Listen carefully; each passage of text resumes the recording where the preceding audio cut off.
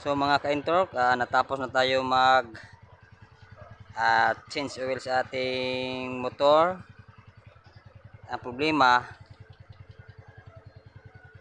tapos na natin nag change oil pero hindi pa to natanggal. Kaya sa susunod nating video, ituturo ko sa inyo kung paano to tanggalin. Kaya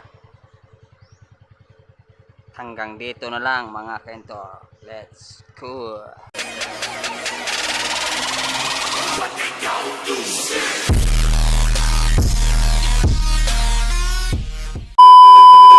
So ayun na nga mga ka-Entork, ngayong araw ay ituturo ko sa inyo kung paano ba to tanggalin itong parang tools.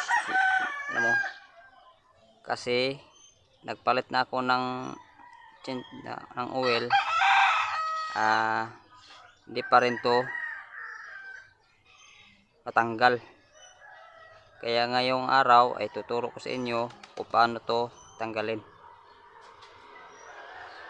Tapos kaya let's go.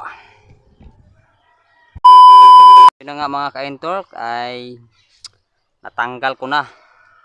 Tingnan mo, napakadali lang po gawin.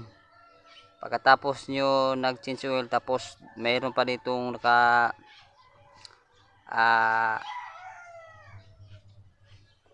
naka-display yung ano niya. Ganito lang yung gawin. Sabayin nyo, pindutin nyo itong button niya sa ilalim. Tapos ito, susiin, gananin mo. On off niyo gawin. Napakadali lang po gawin. Kaya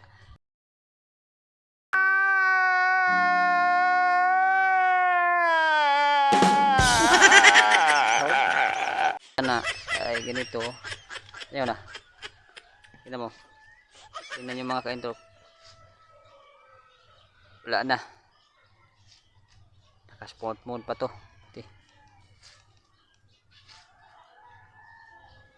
Hanggang dito na lang mga ka-Entork.